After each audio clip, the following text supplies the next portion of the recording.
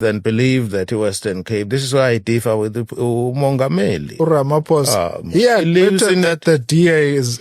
Well, I'm sorry, he lives in a totally different world because it means the Cape Town that he sees is the white Cape Town. Fresne.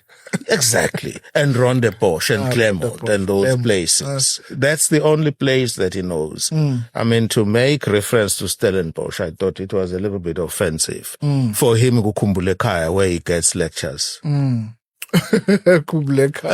Khaya, that's why he's referring to his home. His home. Zani Zobone Khaya, how we work a Khaya. What do you think about the president? President Ramaphosa. Mr. Ramaphosa is hanging to power. I don't think it's because of the ANC.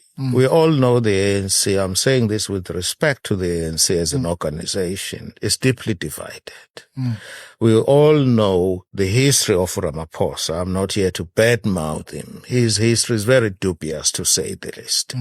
Now, we all know that the relationship at ANC internally is fragile.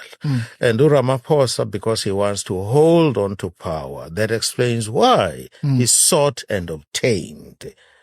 He wanted to be, what's the term I'm looking for?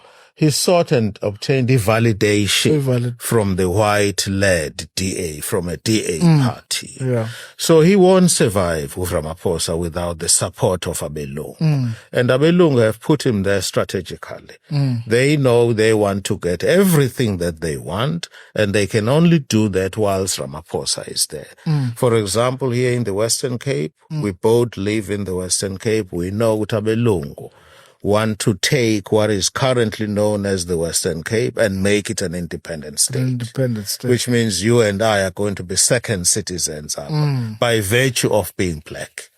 Uzila waishila watawana wamnyama are immigrants. Immigrants. Right. And were told by a white woman who's not even native to Africa. Right. So what they want to do, they can only achieve that under Cyril Ramaphosa.